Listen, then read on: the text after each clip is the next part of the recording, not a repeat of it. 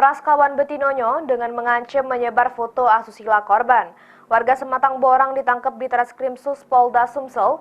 Tersangka mengaku sebagai anggota polisi pas kenalan dengan korban di aplikasi Tantan untuk mengelabui biar bisa video call seks dengan korban.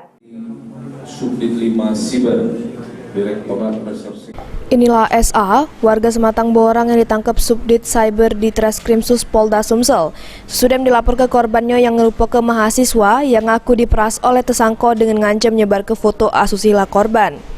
Wakil Direktur Reskrimsus Polda Sumsel, AKBP I Putu Yuda nyebut awalnya tersangka sama korban kenalan dari aplikasi Tantan pada April 2022, kemudian menjalin hubungan asmara. Tersangka mengaku sebagai anggota polisi meminta korban untuk video call seks dari WhatsApp tanpa busana. Sesudah itu tersangka meng-screenshot tindakan asusila tersebut untuk memeras korban yang diancam bakal disebarluaskan.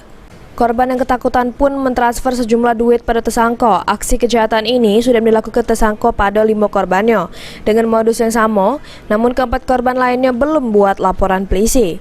Selain itu, lanang pengangguran ini juga sering memposting foto ke medsos yang sengaja diedit lagi guna ke seragam, sama atribut polisi untuk membudi ke korbannya.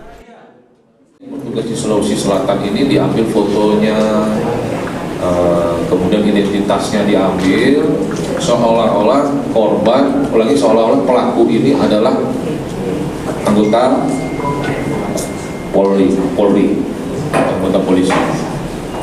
Sehingga korban percaya dan mau menuruti keinginan atau kemauan dari si pelaku untuk melakukan video call.